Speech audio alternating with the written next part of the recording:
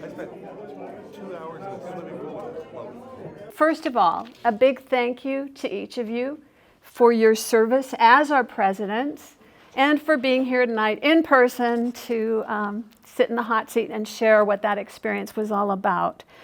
I'd like to ask each of you to introduce yourselves and tell us briefly when and how you became president of the club and how long you were president. And so then pass to the person who became president after you. So I think that means that we start with you, Bill.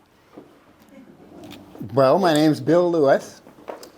I first had contact with this club back in 1991. Would have been when we were still meeting at the Glendale Federal Bank in downtown Burbank. Wow. I got involved. It was a smaller group at that time, maybe 15, 20 people. Dave Williams may have been one of the only other few people that I remember being around when we were at that bank building. Anybody else remember the Glendale Federal Bank building? In the basement? No. In the basement, yes. Charlie Duncan was the president at the time. Ernie Shockley was the treasurer, and Dick Rudy, some great names. I started going to those meetings. McBride was there then? Walt McBride was there. Yeah. John Goit was an old beekeeper that took me under his wing. And I have a lot of respect for these old beekeepers. If you ever get a chance to hook up with an old beekeeper, there's a lot of knowledge buried up there. And I wish I would have taken in more advantage of it. It was a few years after that introduction that I got involved as an officer. They needed a treasurer, and I let myself get talked into that job. And then I went through the ranks. I think I skipped vice president, and they needed a president to take over. It was probably around the latter part of the 90s, 98, 99. And they couldn't get rid of me for about 10 years. And we went through some lean periods of time. We did move up here to the church in that time frame. Bill Rathfelder got us this location, and there might have been, we dwindled to 9 or 10 people that would show up monthly. But then we had trouble with the bees dying. Varroa and colony collapse, and that's when hordes of people started showing up at bee meetings wanting to do something to take care of bees. And so the club grew, and it was great to be there when I started, and I hooked up with some great mentors, and then my business started in 1991, and I think I answered your question. Yes, thank you. So I'm going to Except give others a chance. Who did you pass the torch to? So I think I passed the torch to Clyde Steese. It took me a while to twist his arm. Mm-hmm. And one of the things I always remember to tell presidents is your first job, because it took so long for me to get away from president, is to recruit your successor. So who's next? Is that you, Keith? Yes. Yes. Okay. Tell us how you became the president. All right. Well, actually, I think Bill has something to do with that. I might have. Yeah, I think you did. I always resent that, Bill. No, I was kidding. So I met Walt McBride, and he was my mentor, and I was so excited to learn under him. But he made it a condition that I attend the bee meetings. And I said, look, I don't want to be a joiner. Contrary to what many of you may think, I am actually an introvert. And I said, I just don't want to go. He said, Keith, if I'm still learning, going to these meetings after 40 years, you need to come too. And so I did. And it was exactly as Bill described. It was, I was the youngest person at the meetings for quite some time, up until a certain fellow rolls in at 16 wearing a cowboy hat. But anyway, so I think I was on that table drinking my coffee when I think I heard, Bill nominate me for vice president, and I spit out my coffee. And I said, "You got to be out of your mind." And I was really shocked. I was very flattered. But the next year, I actually took it up, and I became vice president for Jim Lindsay. And I did that for a couple of years. And I remember Clyde telling me, "Hey, you know what? The VP is the one that really should be putting together the itinerary." And I'm like, "Oh, okay, cool." And so we began really engaging, and that was when we had a huge influx of people that were interested in urban beekeeping. And it was this balance of trying to still have information for really seasoned beekeepers. And when I finally became the president, I had Mr. Jeremy Jensen over here as my VP, and it was one wild ride. And but that's how I became president. And I'm not going to get ahead of myself, since I'm sure you're going to have more questions. What year was that? What year was that? 1875. 1875. I look damn good. Wasn't that? 2010? No. 14. 2014. 2014. 15, yeah. Do I stand? How's the camera angle? Good deal. I'm Jeremy. I was the president after Keith, and like a lot of us sitting at this table, we were wrangled into this during colony collapse disorder, and I wanted to get involved in the bees and see how I could help save the bees. I was 14 when I started beekeeping, and I learned about the LA County Beekeepers Association at one of Bill's bee classes. And I never thought I'd be sitting here like this. So we've seen a lot of change in the LA beekeepers since I started, with legalization of beekeeping and urban beekeeping, and it's really been great. It's been cool to see the local industry grow. So. Okay, thank you. And who did you wrangle into it after you? And then I wrangled John in. Yes. And I'm John Reese. I came to the club in 2011 with a swarm underneath my roof. I knew I had to get him out of there, but I didn't want to kill him. And I looked on the website, and there was this web page, Los Angeles County Beekeepers, with nothing on it. The only thing on it was a phone number for Walt McBride. So I called him up, and he said, "Well, it was like honey harvest time. It was, May, I think." He says, "I'm a little busy now, but I can help you in 2-3 months." And he says, yeah, I didn't know anything. Okay, but what you got to do is you got to take all the nails out of the shingles. You got to peel the shingles off. I'll come over. We'll cut the roof. We'll peel it back. We'll take out, and we did that. And I had a hive. I started helping, and thank you to Bill and Keith and Jeremy.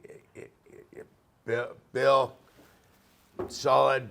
Keith marshaled in our nonprofit, and Jeremy fed me to the dogs. Jeremy asked me to be vice president. No, it's no big deal. And then I got the Golden Hive Tool Award, and that is a mark that you're going to be president the next year. Don't say that. Do we have a nomination for vice president? It's already been done. I started helping Bill Rathfelder with the Treasury and became treasurer in 16, 17 when he passed on. I was helping him with it. I think I became president in 18. I was president 18 and 19, and Kevin came in right at the beginning of 2020. Going to be an easy year. It's going to be easy. Yes. And COVID hit. That's about it. Okay, and how did you pass it off to the next president? How'd you get Kevin to do it? I think Kevin stepped up. No. Really? Bill. Back to Bill. Back to Bill. Bill's the problem. Bill volunteered you? Yeah. Oh. Cornered me over here. I Okay. apologize. I think I'm responsible for all of these guys. Probably so. But I learned my lesson. 10 years was enough. You better recruit your successor. Well, and thank you to you. You did a good job. You only did 2 years, was and you trying to- passed it on. Yeah. Well, You and were thank you for awesome. instilling that in the club, because that really has helped the health of the club over the years. Yeah. So you learn from the mistakes that you made and try to. So you were president for 10 years? It was at least 10 years. I came after Ken Harshberger. That's the name I was trying to remember. You had CSBA in there too, don't forget. 2014, believe it or not, this, they, So Clyde was president 2014, and you took. I had to recruit him so I could So do, you could be president of CSBA? so the CSBA recruited me a few years earlier to serve on the board of the State Bee Association. And there's kind of a progression there. You work through board member, then they'll make you treasurer, and then president. And that was, 2014 was my, it still baffles me that they recruited me out of a local club to represent all the state beekeepers, because it's an organization that's primarily comprised of commercial beekeepers that keep bees for a living.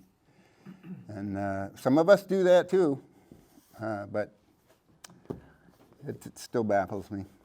How did you first get interested in beekeeping? And did you have a mentor who helped or inspired you to become a beekeeper? So let's start with you, Bill. So back in 1972, I needed a merit badge in the Boy Scouts. And they still had a beekeeping merit badge. And then it went away for a while. It's come back now as part of some other wildflower or some other wildlife badge. And I had a neighbor down the street who had some bees, but he got allergic, so he had a bunch of equipment. And he helped me, connected me with another neighbor that had some bees. So I ordered my first package from the Sears catalog. They had an apiary section in Sears catalog. Wow. They came in the post office. Did I answer that question? That's how I got started. And then I abandoned those bees in my backyard when I went to school. And in Wisconsin, moved to California, worked for 10 years, and then got tired of that and moved up here to work for, in the mountains, to work for an old college roommate on a horse boarding stable of all things. But that's where bees found me again, moved into the wall of my house.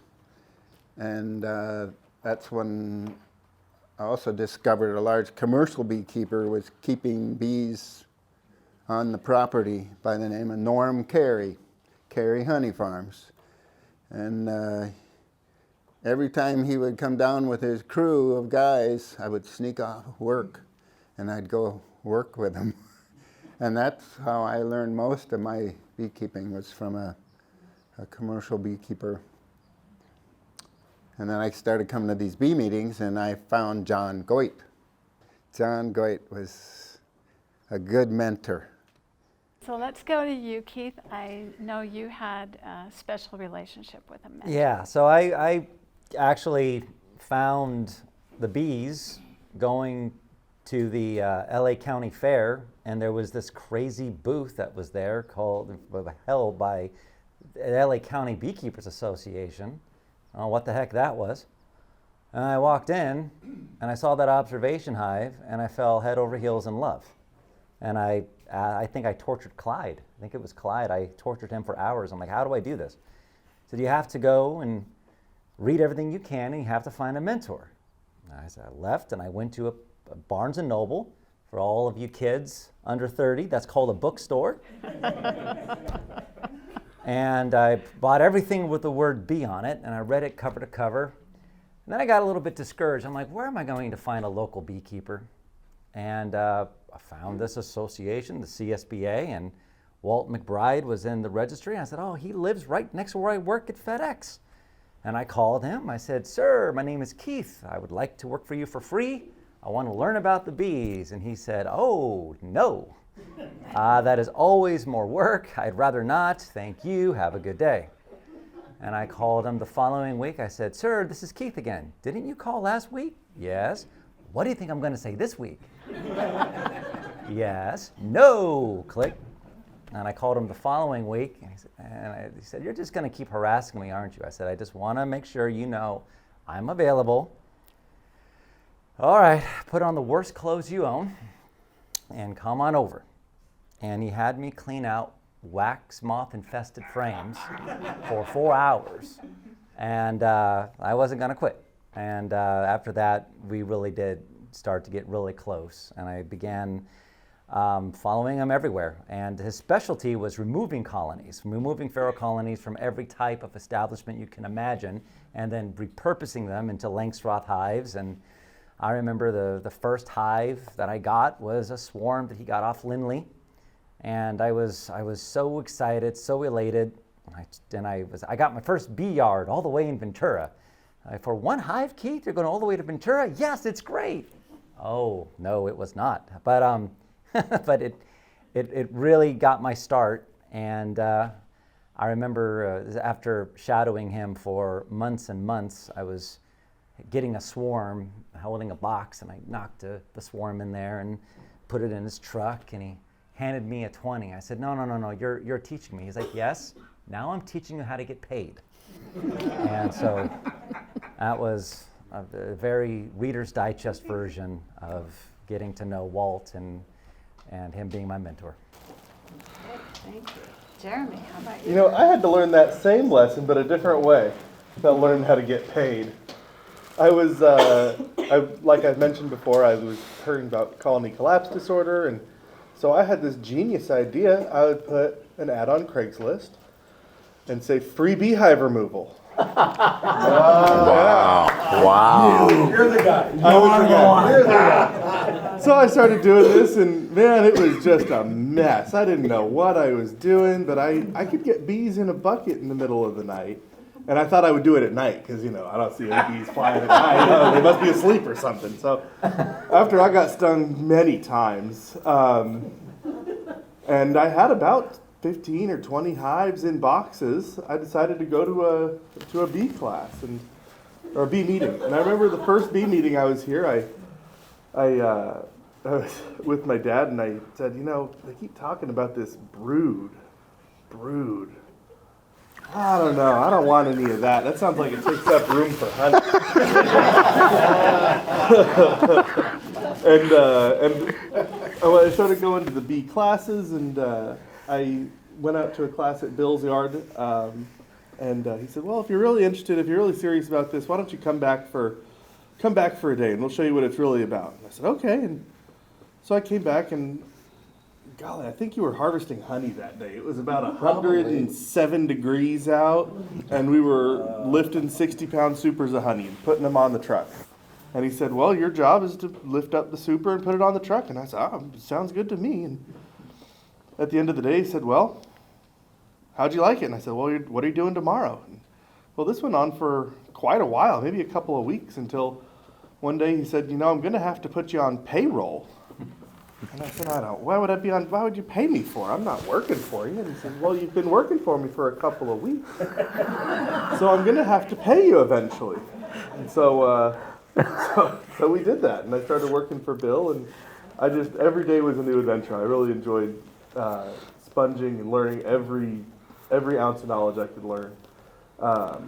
My first day on payroll, I remember I cleaned rotten syrup buckets. So, you scraped lids, I cleaned rotten syrup.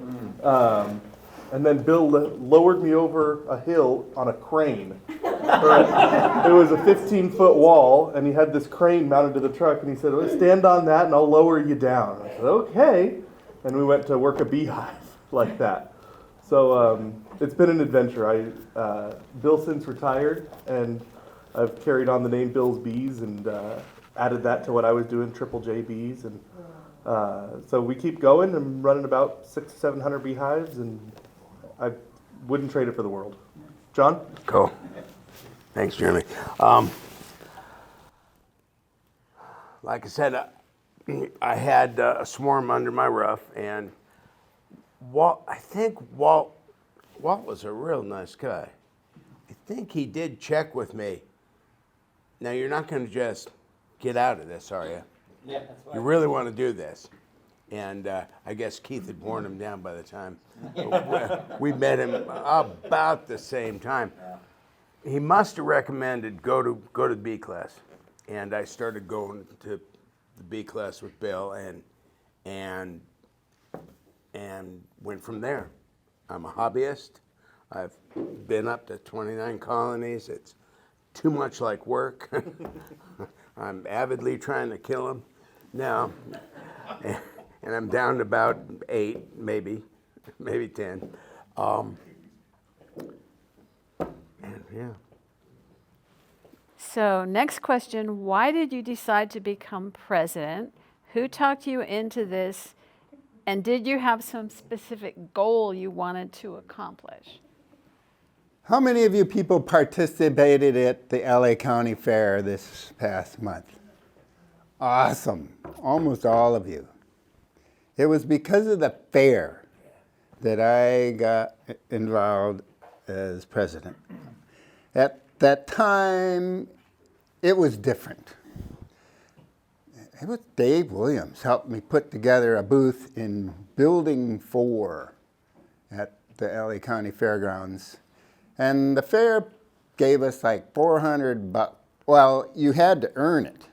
You had to put together a display that was judged by some judges at the fair. And there was, I think, 2 clubs at the time that participated. Basque Beekeepers Association, Southern California, and LA County Beekeepers. And we did separate booths with a nice bee display. And they gave us $400 if we won, and I think $200 or something if we didn't. And I remember that display. That was an awesome display. We can talk about that later, but then they stopped giving us that stipend, and they started letting us sell things instead of them giving us money for winning the prize. They let us sell things. So then it became kind of we had to do one booth. The 2 clubs had to coordinate. And the other club kind of was taking over everything. They took charge of all the money, and I just felt like we were just getting kind of shafted. So I had to do something about it and got myself elected president, and we let them run it a few years, and then I started pulling it away from them. I said, you can't be controlling this whole thing.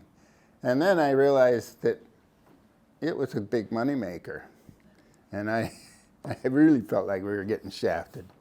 So we finally got control of that. I think the husband and wife that were running it for the longest time just got tired of it. and it needed some new leadership. And then we kind of took it away and ran with it. But I always tried to give them the opportunity to participate, and that's when we started trying to track hours. I don't know if you guys still do that. And then divide up the proceeds between the clubs based on participation. But that's how I got I kind of recruited myself as president, and then I didn't find my successor very Keith, how about you? quickly. Why? Him, because I was asked to, and at that point, I was realizing the benefit of participating in the association. I was realizing that, oh no, there's a there. There's hundreds of years of experience in a single place, and you get to hear all the mistakes that other people are making, so you don't have to make them yourself. And so I really felt underqualified. I really felt like I really shouldn't be doing this. I really felt like anybody else would do a better job, but I did it, and very quickly things were coming up. So suddenly the official legalization of beekeeping in Los Angeles was really hot, led by Honeylove, and there were a lot of old-time beekeepers in the club that didn't think that we should legalize it officially. And I actually have emails after I was stating the case, and we were really working hard on saying, look, these people are going to do it, and it really should be codified. And the association eventually did vote in that we were going to support it. And Jeremy and I spent a lot of time at City Hall helping press the right type of ordinances. And I actually have emails from people that said, quote, when somebody dies from their Africanized bees, the blood will be on your hands. I actually have emails from people who are so infuriated at me for really helping press that. And then it was, we really need to get this club to be a real nonprofit. It really needed to happen because Bill had helped grow this association, and to do anything more, we had to be official. And so, once again, we were really pushing, and there was just a lot of the old guard that just wanted it to be underground, wanted it to be, come on, let's just keep it for what it is. Let's not be so official. Like come on. But I'm talking to members, and this club is ambitious. You talk to people, and they're like, oh, wouldn't it be nice if we could do this? Wouldn't it be nice if we had our own land? Wouldn't it be nice if we had our own clubhouse? And it's like, we can't do this unless we're something official. And we did it. We got it passed, and those were the really two big ones. And another one, El Rey right now is in the hospital, and when he got the mic, oh man, he could just run the meeting into the ground. So I was really proud that I instituted the El Rey hourglass. It was 15 minutes, and I said, okay, El Rey, and I thought it would insult him. He's like, did you bring the hourglass? I'm like, I did. And go. And so I hope I get to impress upon this, but I've learned, because of my time as vice president and president, I learned an extraordinarily valuable lesson that the limits that we think we have are all the limits that we put on ourselves. And after going through that, I understood that I was so much more capable than I ever thought I was. And for those who have a skill set, who think that they aren't qualified to help the club, I was where you are. The club needs your help, and you need to step up. The association needs you. And it was a privilege of a lifetime. Thank you. Jeremy, what about you? What was the question? I was inspired. I had a tear in my eye. So why did you decide to become president? Who talked you into this? And did you have a specific goal? What are you doing next year? How did I decide to become president? You know, I've never considered myself knowledgeable enough to stand up there and talk to people about bees. I never in a million years thought, oh, you know, I can stand up there and talk about bees. And I remember the evening Keith came and tapped me on the shoulder and he said, you know, would you like to be vice president with me? And I said, me? I'm not even 18 years old yet. He didn't know that. But I felt wildly underqualified, and through talking about bees and, you know, sharing what I had learned over the years, working for Bill and, you know, doing hundreds of removals eventually for pay. But, you know, I realized at some point I said, you know, I do know something, and I can pass what little that I do know on to the next group, and that was really rewarding. And you guys know something too, you know, even if you think, oh, I'm just a beginner, well, you're less of a beginner than you might think you are. During my time as president, we worked a lot on the bylaws and, you know, solidifying this nonprofit status that we have now. And creating a curriculum that catered to, you know, not only big beekeepers and not only small beekeepers, but kind of included everybody. If you have one hive or if you have 100 hives, the goal was that there was something for everybody here. So yeah. John? Okay, remind me of the question. Why? After I say this, I didn't come to the club to save the bees, but I was fired up by educating myself and then amplified by the classes, but by the fair. Going to that fair and having Clyde with his microphone and talking to different beekeepers and listening to them talk to the public was just an educational avalanche. It was great. And yeah. And then What was why the did you decide actually to become president? Who talked you into it? And did you have a specific goal in mind? Nobody talked me into it. I was set up. But I appreciate the giving to others. I appreciate volunteering for everybody's benefit, but for my benefit. So I was kind of set back, and yeah, I can do that. I don't really remember anything. I set out to enhance the club and to keep it going.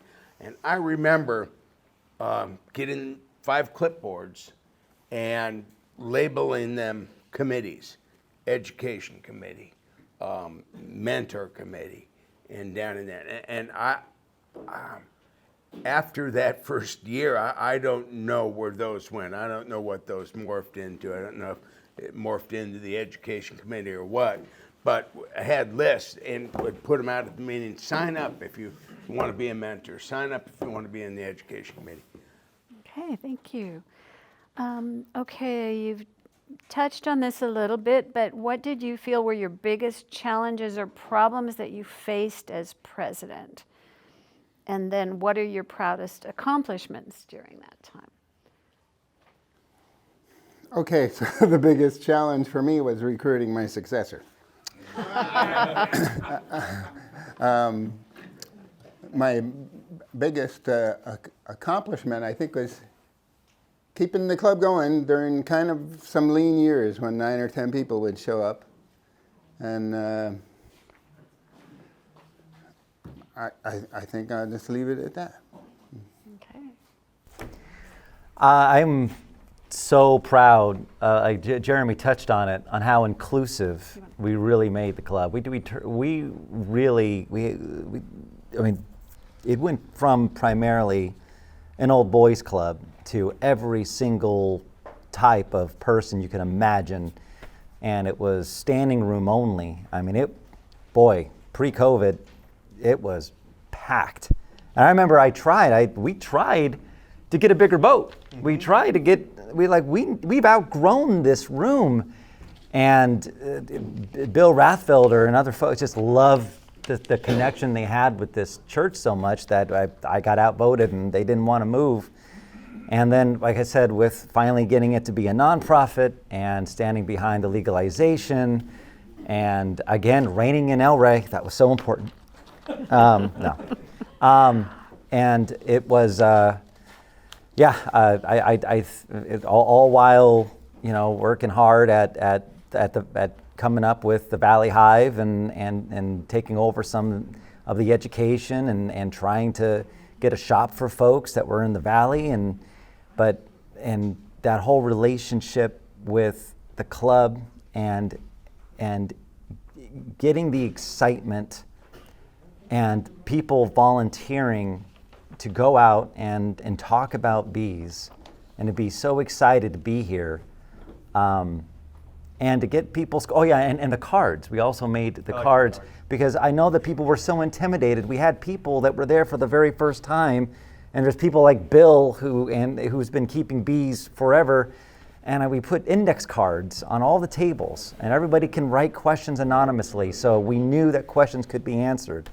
And you wouldn't believe the hundreds and hundreds and hundreds of questions that wouldn't have been answered if we didn't get those cards out there for folks.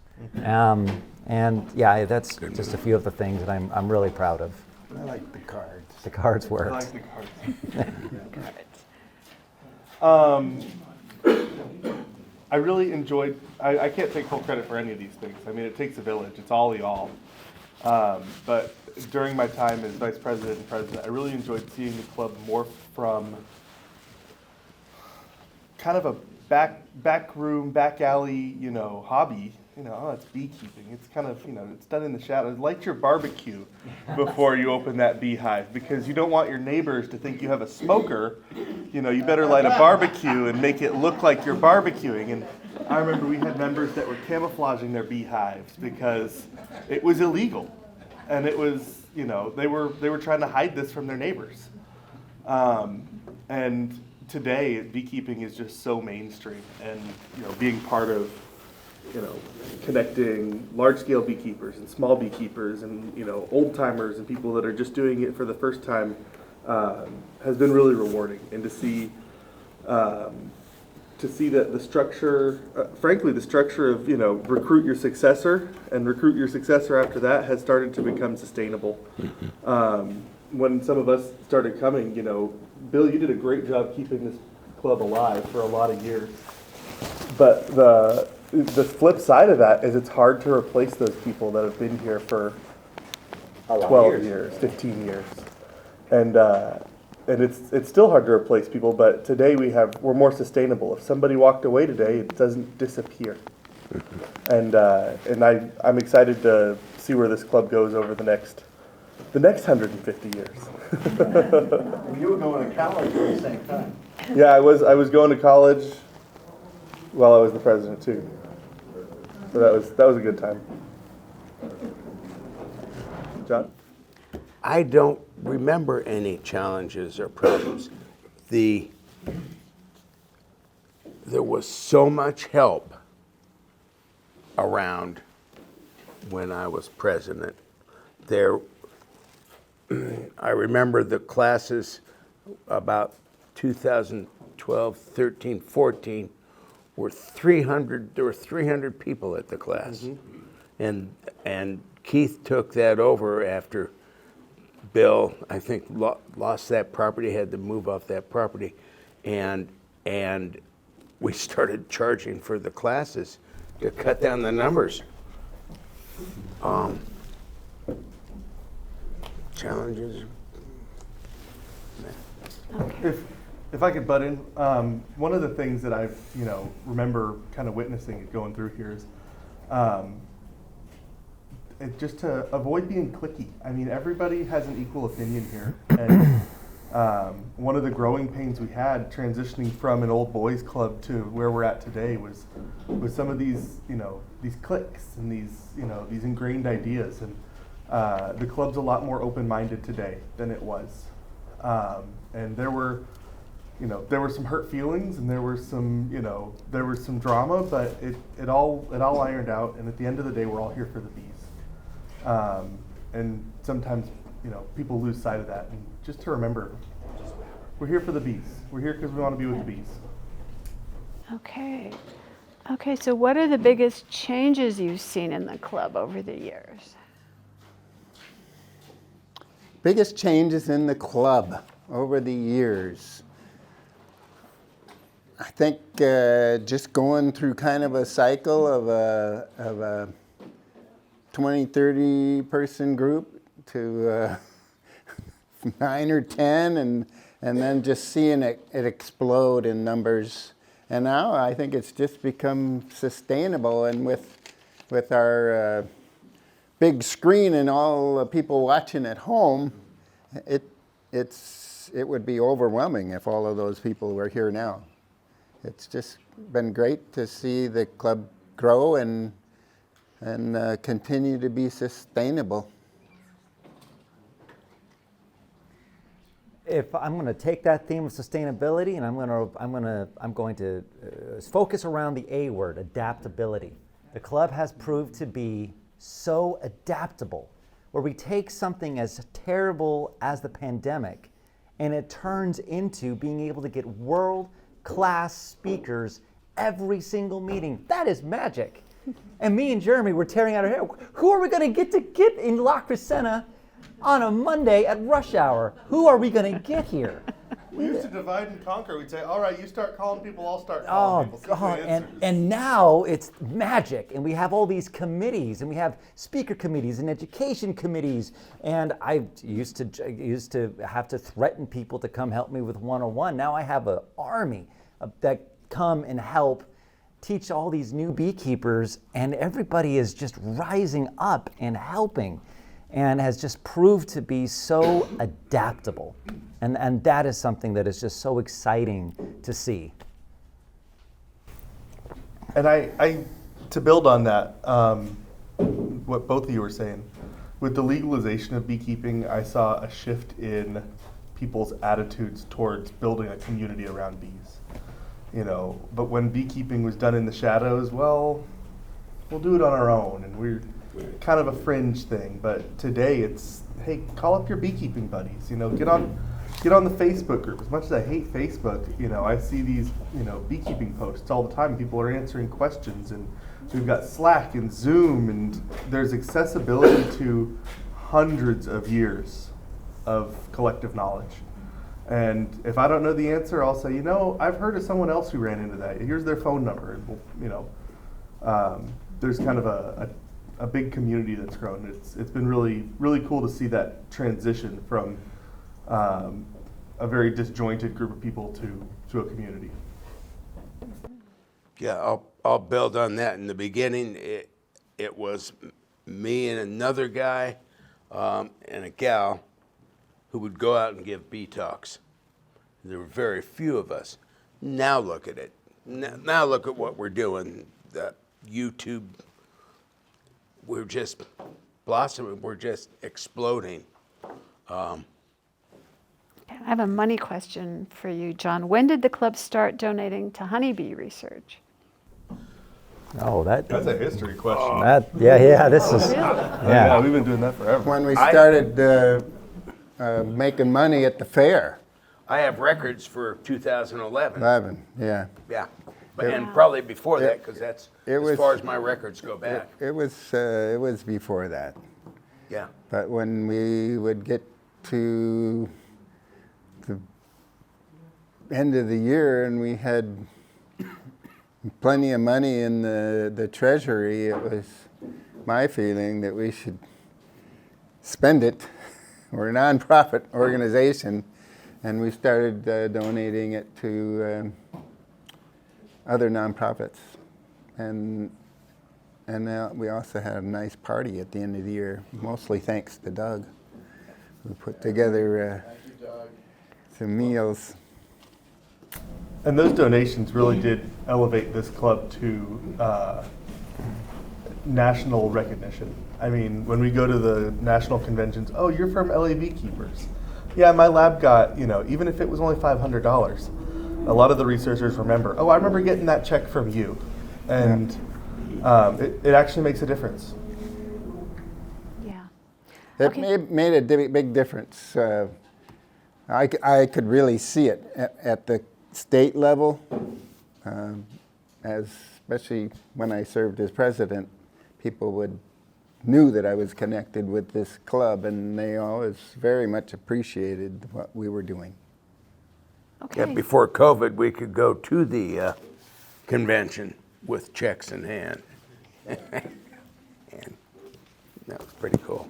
Okay, so many of us as backyard beekeepers take up beekeeping as a hobby and a distraction from our regular jobs. What hobby do you have as a distraction from beekeeping?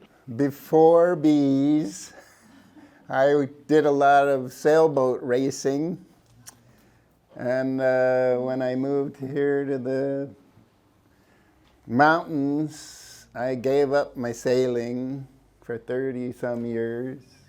I have come complete circle. I bought a boat when I sold my business to Jeremy, and I was out sailing yesterday. And I intend to do a lot more. Okay, how about you, Keith? Oh boy. I see you have your notebook with you.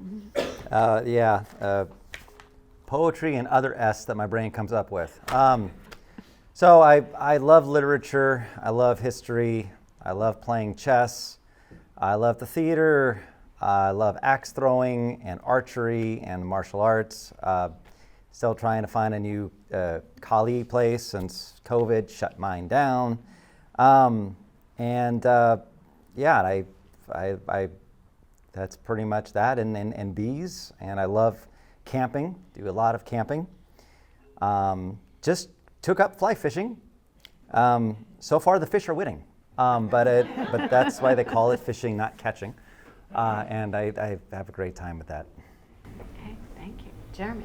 I'll do anything outside. I am so blessed to be in the bees, because every day I get to be in the bees, I'm outside. If I'm stuck in the office, I'm kind of miserable. But get me out in the bees, get me out in the trees, I'm really happy. So camping, fishing, hunting, whatever it is, I want to be out in the trees. Okay, John? Bees, my head in the beehive is my hobby. There's a lot more club-wise and that goes along with that. I still surf. I only surf in warm water, though, these days.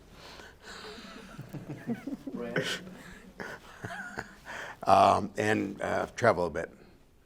A bit. Bread making, Oh, yeah, sourdough bread. sourdough bread. There we go. So we've talked a lot about the past. What do you see in the future years ahead for the club? I don't know, but I brought a prop with me because I wanted to talk about this. Can I go off script? Yep. Go for it. How many of you guys consider yourself a real beekeeper in this room? I'm going to give you a test. This is a gold mine right here. You don't know how lucky you guys are.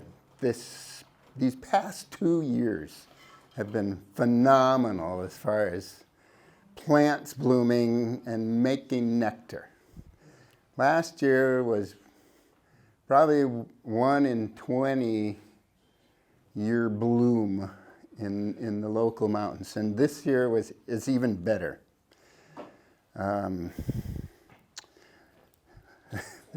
Sage. What kind of sage? Black sage. All right, grab some of those flowers, give them a little pinch, and see how much nectar comes out of them. And if you can get a BB-sized ball of nectar, you can get really excited. I have not seen buttons on the sage. This is almost the size of a quarter, maybe a nickel. I have not seen him that big in almost 20 years. 1991, 92, 93 were probably some of the best honey producing years I ever had, and I was just getting started and I thought, oh, this is easy. Throw a box and the bees fill it up. No, the next 30 years taught me some lessons. All right, sage is blooming now. It's going bonkers in the mountains. It's getting past its prime on the southern facing slopes, but the north facing slopes and higher altitudes are still going like crazy. What's this one? Deerweed. Some older beekeepers call it wild alfalfa. If you go through the San Gabriels right now, the hills are yellow. It makes lots of honey. So if you're not making sage, you're making honey from the deerweed. Okay. This one's coming. Oh, here's one that's blooming. I found a buckwheat, California buckwheat. But, oh, actually, those are the three primary honey producers in our mountains. But there's others. Anybody know what this is? Sumac, laurel sumac. It gets a tufty white flower. They're just starting to put their buds up now. It actually makes honey usually before the buckwheat, but only about 2 weeks. It blooms, you get about a strong flow for about 2 weeks, and then it's done, but the buckwheat fills in. And if you time it right and get your box on when this starts to bloom, and you've harvested everything before that because you want to keep sage separate if you can. This one is really light in color, and it's got a green tint to the honey. So if you see that greenish tint, that's the sumac.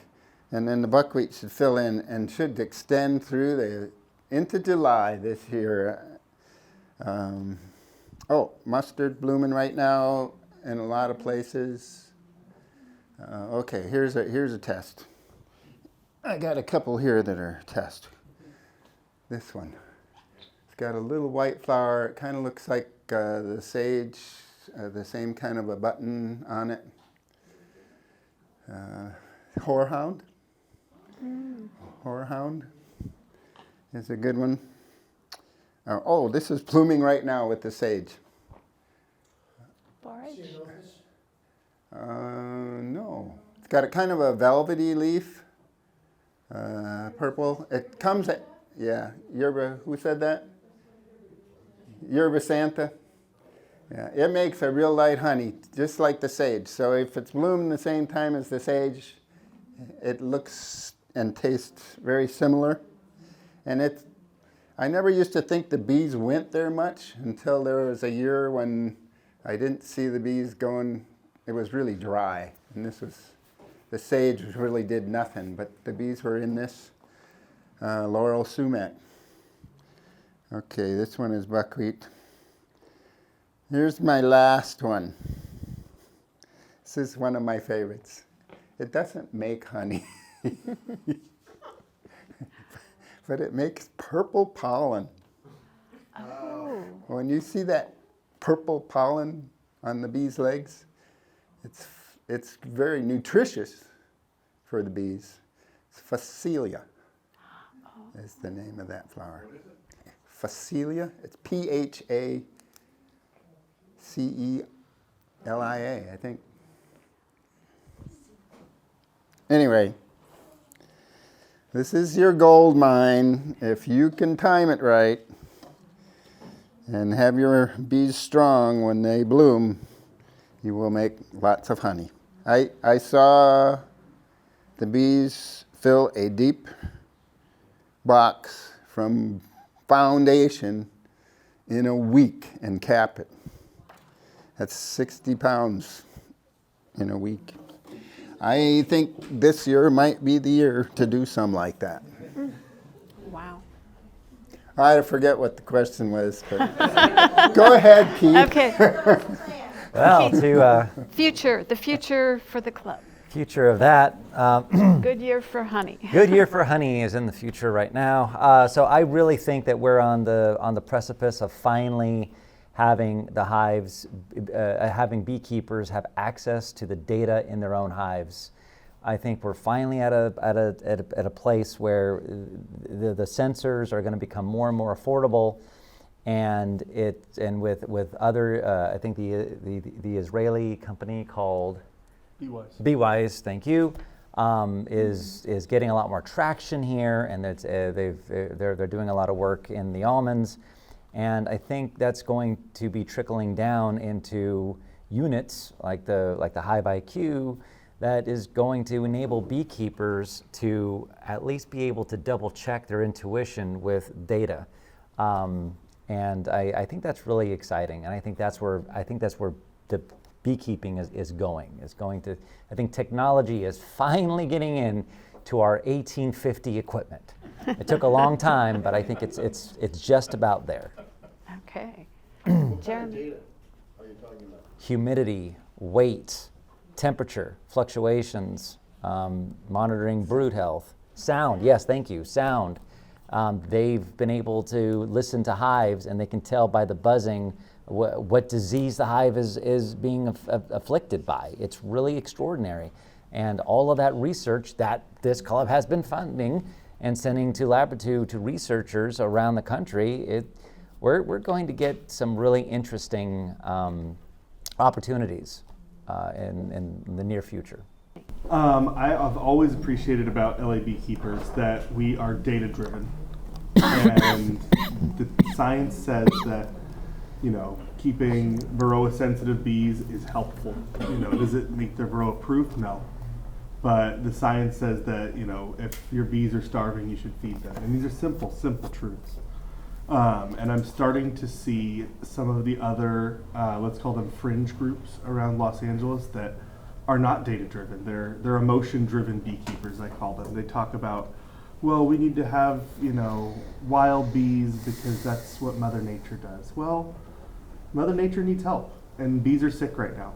And to say that we're just gonna keep, feral bees and not treat them is irresponsible. And so what I hope to see over the next years is less of these fringe groups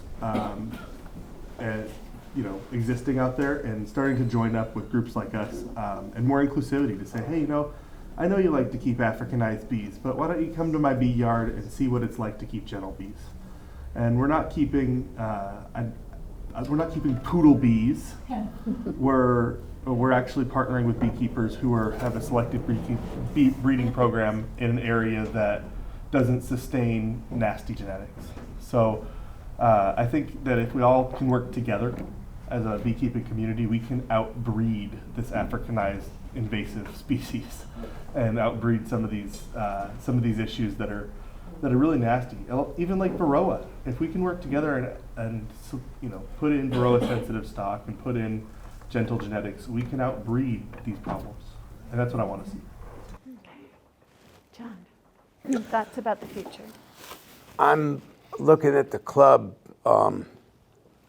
for getting an apiary, and not necessarily buying one ourselves. I visited the Edmonton Beekeepers Association, and they partnered with the university there. The university gave them a building, gave them land, and they were quite impressive. You needed to take their course and pass it with a certain grade in order to join their bee club. But the university supported them, and I envision us getting into a situation like that. And our goal is to build up our nest egg to show that we're serious about doing this, and it'll happen, So let's transition over to the Zoom group and see what questions we have. You've all met hundreds, if not thousands, of new beekeepers. What do you see are who sticks and who falls away after the first year? No, go ahead. So you need to have a great deal of humility. If you want to know everything there is to know about bees, just talk to a second-year beekeeper. They'll tell you everything there is to know. After the third or fourth, they become you. And they finally are like, oh, wow. And if you can get past that hump, if you can, okay, I need to come with, I need to dump my proverbial cup, and I can't make assumptions. I'm going to go to the conventions. I'm going to keep on coming to meetings. I'm going to become part of the community. Those are the ones that stay. Those that become lone wolves, they suddenly just fall away and they quit, and they suddenly have a hive they haven't been into for 6 months, and they want somebody to come and get it. Yeah, I have a question for Bill. Okay. Any chance that you can reserve the first Monday in the month for the club and come to the meeting? So the answer, Holly, is no. I'm sorry. It's a long drive for me now, living in Long Beach. But I have not gone away from the clubs. We've heard you're two-timing us with the Long Beach Beekeepers. I am. You harlot! So they have a bee yard that's right on my way to my boat.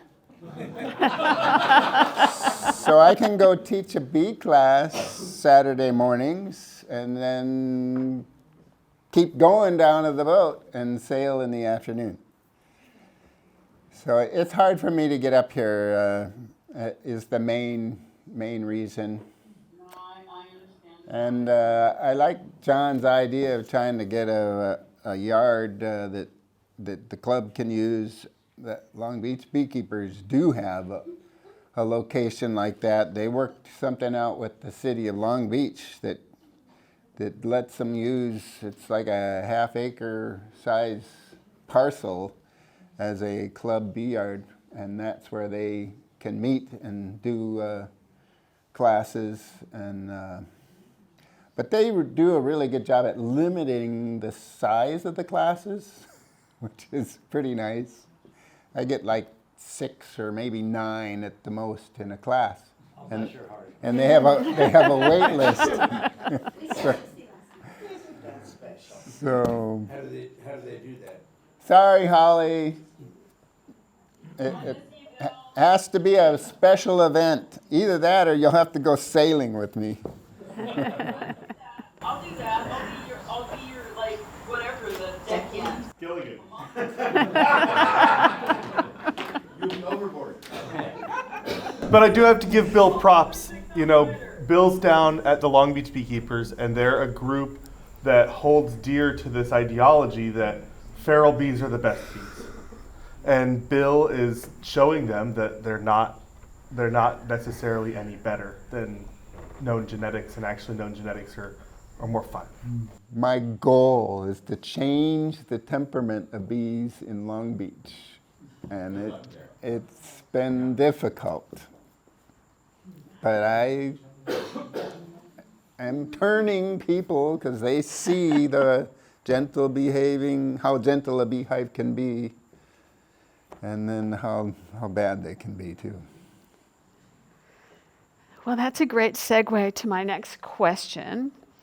In your experience, which is easier, managing bees or managing beekeepers? You first, Bill. Or do you just want to do a vote? Show of hands. Which is easier, managing bees or managing beekeepers? Bees. Bees. Oh, it's unanimous, managing bees. As experts, Are we expecting big honey this year? Yes. Big honey. Big honey. Big honey. Gold mine. It's not going to be as good next year because the Pacific is cooling off, and we're not going to get the El Nino rain. But always hopeful that we do. If someone gets chosen as president, how much time are they expected to put into this job? So originally, I was trying to get into a tradition of like a 2-year term because I really wanted to. Learning from Bill, I really wanted it to not be anyone's club and to have everybody take somebody for granted. And now Kevin has set up an empire. No, I was kidding. So Kevin is being a wonderful leader, and he's doing so good at the club, at being able to facilitate the club running itself. He's doing a stalwart job. But Lots of people. But Lots of people. but it really at least 2 years. But it really depends on the needs and whether or not it depends. It really does depend on the needs of the association. When things go great, it's because you have an amazing staff. It's because your secretary, your treasury, your committees are awesome. When things go wrong, it's your fault. And you have a big bullseye and you take it. They all go wrong at once. You take it and you assume responsibility. And it varies in demand. I will say that I was working at FedEx, helping build a company, president of LACBA, and I would never do, and it was the most rewarding time of my life. So I would do it again.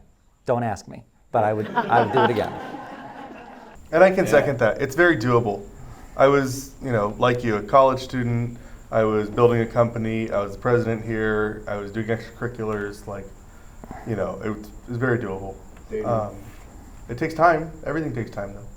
And if you love it, you do it. Can we have some closing remarks? Closing remarks. You would like to make some closing remarks? I would like to make some closing remarks. Yes. So, Bill, do you want to go first? No, you go ahead. So Bill brought that in for show and tell. That's great. Now I get to show and tell. Yes. Okay. I was sent this by one of my vendors, and I think it's pertinent to this discussion. Beekeeper Review, 1915. They didn't call them urban beekeepers back then. They called it domestic beekeeping in 1921.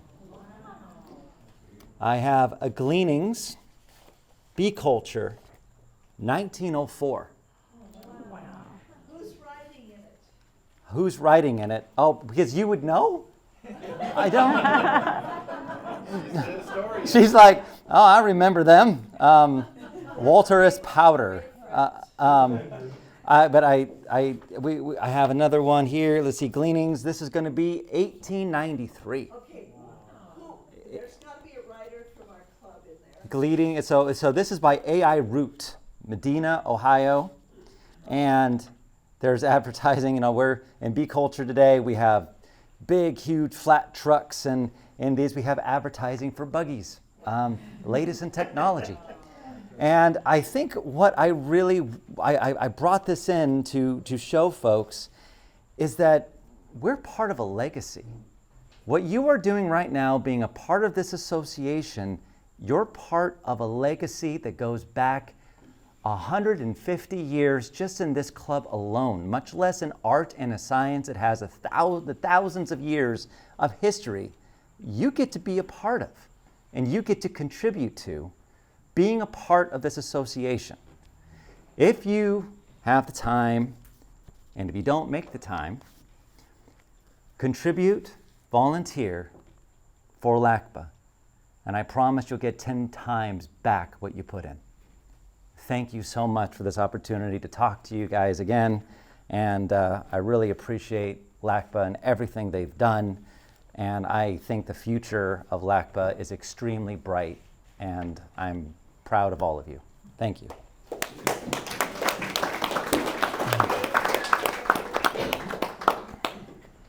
Okay. I'm not Anyone? following that up. inspiring. Got a tear in my eye again. Okay. Anybody else with final closing words? Thank you, Barbara. Thank you. Yeah, thank you for setting this up. Oh, Thank you. Okay, wow. Thank you.